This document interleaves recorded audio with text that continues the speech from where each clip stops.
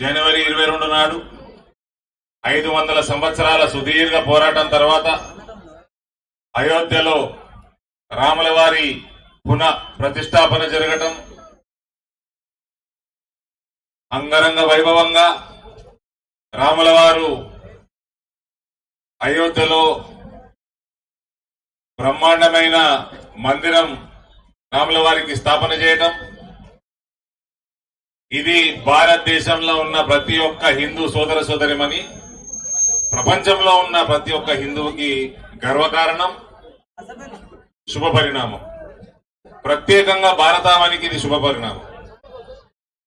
దీని వెనకాల అయోధ్య రామ మందిర నిర్మాణం వెనకాల దశాబ్దాలుగా పోరాడుతున్న ప్రతి ఒక్క వ్యక్తికి పాదాభివందనాలు తెలియజేస్తా ఉన్నాను.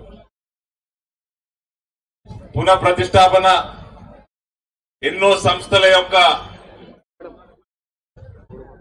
వ్యక్తుల యొక్క కృషి, అటువంటి వ్యక్తుల్ని అటువంటి సంస్థలని భారతదేశంలో ఉన్న ప్రతి ఒక్క హిందూ సోదర సోదరిమణి ఎప్పటికీ మరవరు.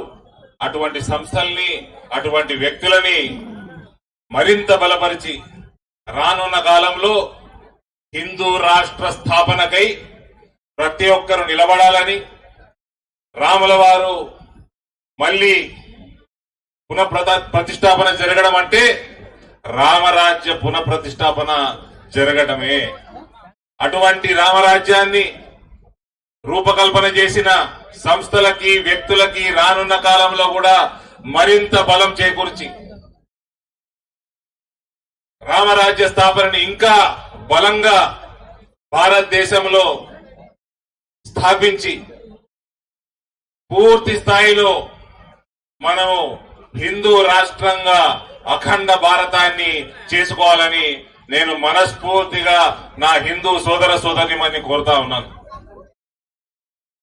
మరొకసారి హనుమాన్ జయంతి శుభాకాంక్షలు. రాముల వారి ఆశీర్వాదంతో మొట్టమొదటిసారి పునఃప్రతిష్టాపన జరిగినాక జరుగుతున్న ఈ హనుమాన్ జయంతి వేడుకల్ని ప్రతి ఒక్కళ్ళు ఒక పండుగగా చేసుకుని ఇందూరు పట్టణంలో జరుగుతున్న ఈ యాత్రలు, శోభాయాత్రలు పాలు పంచుకోవాలని నేను కోరుతా ఉన్నాను. భారత్ మాతాకి